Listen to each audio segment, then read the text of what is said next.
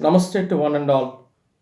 Today it happens to be auspicious occasion. On this Chandramana Ugadi, I have taken a very small task, and this is in connection to the review of book titled Mahan Sadak, K.C. Reddy, Karnataka. This is written by Dr. Ravindranath, and this has been reviewed by my senior, the late C.M. Ramchandra, former editor, The Hindu. And this review has been totally dedicated to Srimati Vasanta Kavita, the first granddaughter-in-law of the first Chief Minister, K.C. Reddy.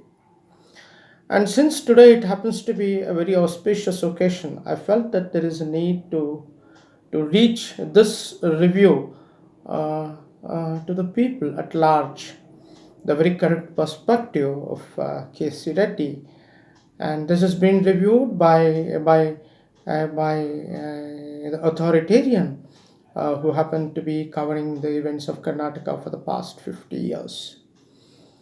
And in his own words, here I am going to read out his own review. Well, to me, Dr. Ravindranath, a well researched volume on princely Mysore's first Chief Minister K.C. Reddy, marks in a large measure reliving the exciting days of my extensive writing coverage of Mr. Reddy, 5 year stint when I was a principal correspondent representing Deccan Herald. In fact, my stint with the Deccan Herald was a continuous with Mr. Reddy's. The extensive coverage may run into several books. The professional relationship with him had become a daily affair almost.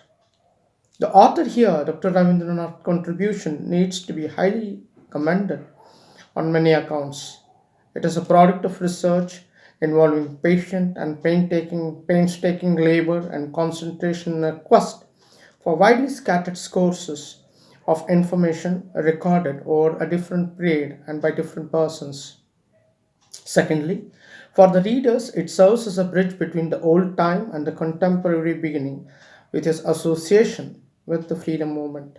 The narrative traverses the whole gamut of Chengalrayareddy's political career, studded with the historical events, both personal and the institutional. The freedom struggle in the princely Mysore was a subset of the national struggle, spearheaded by the Congress Party then and for the liberation from the British clutches. The party's birth and its career, the landmark and the triumph and the adversities get the detailed mention by author Dr. Ravindranath. The landmark include the famous Shivpura Congress with Rashtrattva session and the police firing, at the place, resulting in the death of estimated 32 persons. Similarly, like a mini Jallianwala Bagh incident happened here. The repressive measures adopted during then the administration and the imprisonment of the Satyagrahis, including K.C. Reddy, find a detailed mention in this book.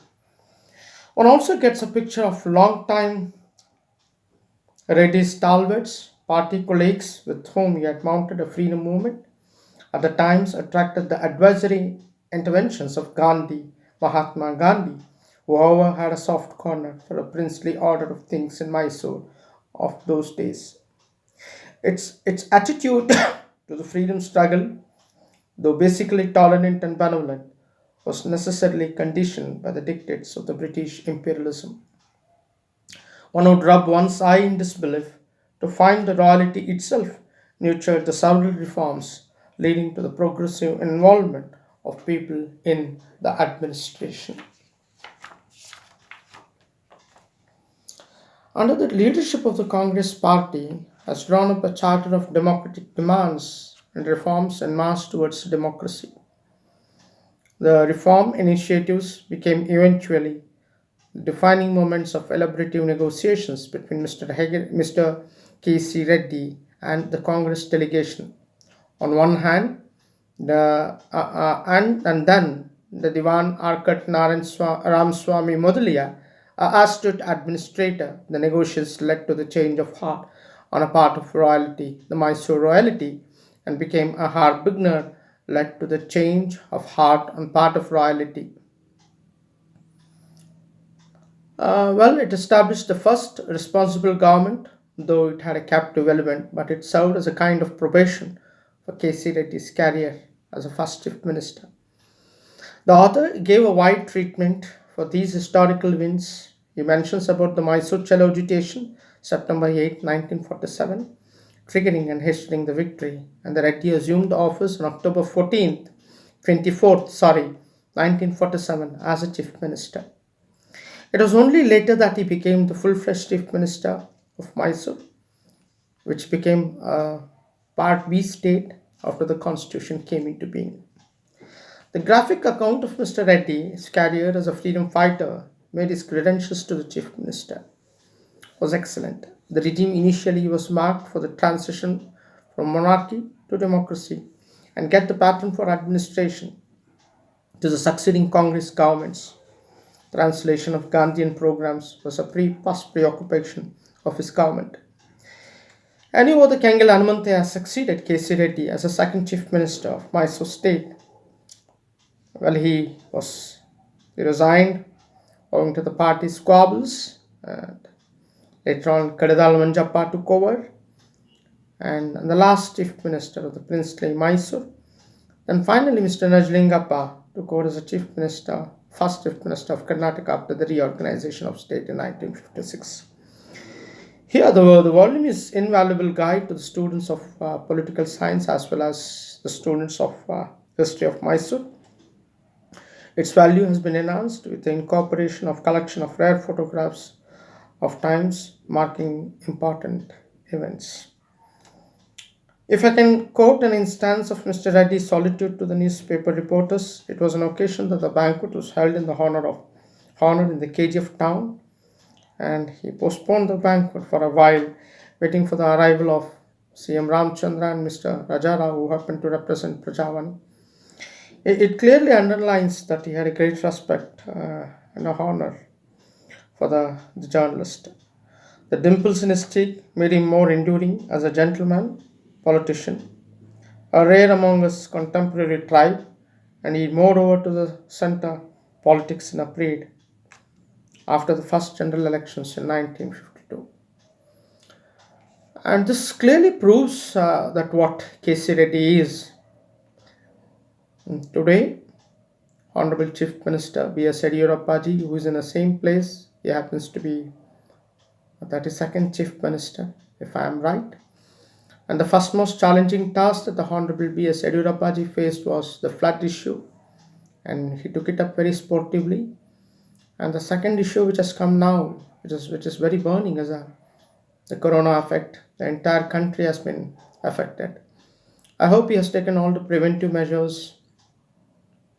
All the cautions has been taken. A separate war room has been established. Allocation of 200 crores has been already pumped in, and the entire ministry has been galvanized. The bureaucrats have been galvanized. The daily regular updates have been going on. Disinfectants have been going on. Spraying is going on. Then the kits have been distributed. Then the mask, the gloves has been given to the needy, and every arrangement has been made, and even the shops have been made open 24 hours. And likewise, many pro initiatives have been taken by the Honorable Chief Minister. But nobody can step into the KC Reddy sir. Apart from that, KC Reddy sir also, he was the first man had a blueprint where the monumental building has come up now, and he had called some Vishweshwaraya, he had called the Krumigal, the then director of the horticulture, to find out the place which was just opposite to Atta Kacheri, which is right now before Vidhana Sauda. And this place was at a heightened place, and this place was selected by the entire credit goes to the then Chief Minister K.C. Reddy. And he's the man who made a blueprint, and the blueprint was for the first floor. And later on, when Kengal Hanumantayaji took over, and he represented the sovereign will of the people, and it was a unique where both the executive and the legislature was there in a temple architecture. It is called Mysore Neo-Dravidian again. And with this, I conclude that K.C. Reddy was the first man Yeah, the first chief minister also was to lay a blueprint for this monumental building, Vidhana Sauda. Thank you very much.